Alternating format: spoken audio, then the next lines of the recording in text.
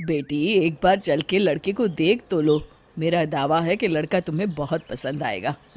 बाला बहुत अच्छा लड़का है। हाँ हाँ बेटी, हम लोग तुम्हारे दुश्मन तो नहीं है। किसी अच्छे लड़के से ही तुम्हारी शादी करवाएंगे ना।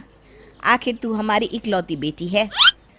अच्छा ठीक है माँ, अब ज़्यादा भावुकतापूर्ण शब्दों का इस्तेमाल ना करो। मैं चलने के लिए तैयार हूँ। चलो फिर, बिना देर के हम सब चलते हैं। सभी बाला के घर पहुंचते हैं। अरे क्या बात है बहन जी, अभी तक आपका बेटा नहीं आया? जी बस आता ही होगा। तभी वहां बाला आता है। लो जी, आ गया मेरा बेटा। ये लोग तुझे देखने आए हैं और ये इनकी बेटी नम्रता है। बाला के सर पर बिल्कुल बाल नहीं होते। ये देख नम्रता और उसके परिवार वालों की आंखें फटी की फटी रह जाती है। ये तो टकला है। हे भगवान, माँ पिताजी, आप दोनों एक टकले से मेरी शादी करवाने वाले थे। अरे ये तो पूरा उजड़ा चमन है। देखो बेटी, इस तरह किसी का मजाक उड़ाना गलत है। किसी के बारे में इस तरह की बातें नहीं करते।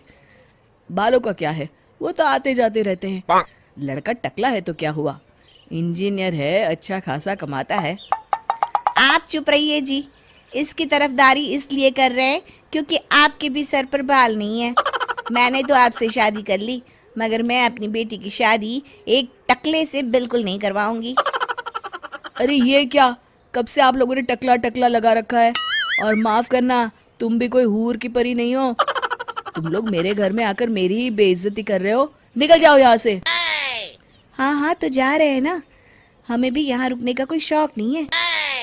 नम्रता और उसके परिवार वाले उठकर वहां से जाने लगते हैं।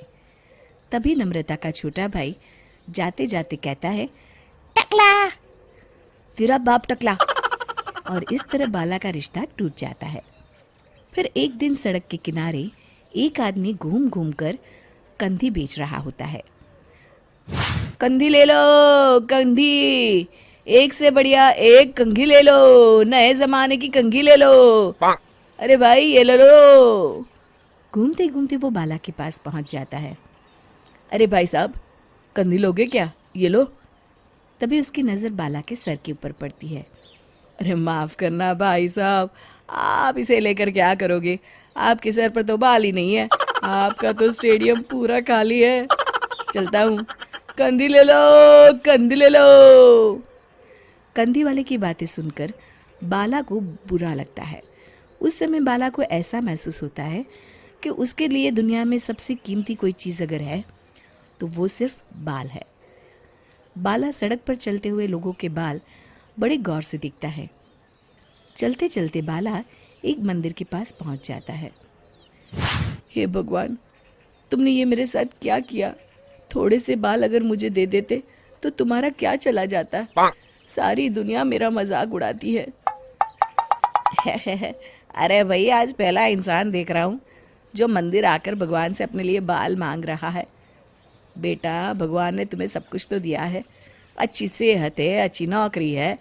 लगता है तुम्हारी तबीयत ठीक नहीं है। घर जाओ, सब ठीक हो जाएगा। बाला वहाँ से चला जाता है। घर पहुंचकर बाला खाना खाता है और अपने कमरे में सोने के लिए चला जाता है। फिर सुबह जब बाला सोकर उठता है तो आईने के सामने अपने आप को देखकर हैरान हो जाता है। बाला के सर पर एकदम घने बाल आ जाते हैं। बाला खुशी से झूम उठता है। अरे ये तो चमत्कार हो गया, मेरे सर पर बाल आ गए। लेकिन ये हुआ कैसे? दोस्तों, अगर आप इस कहानी का दूसरा भाग देखना चाहते हैं तो हमें कमेंट करके ज़रूर बताएं।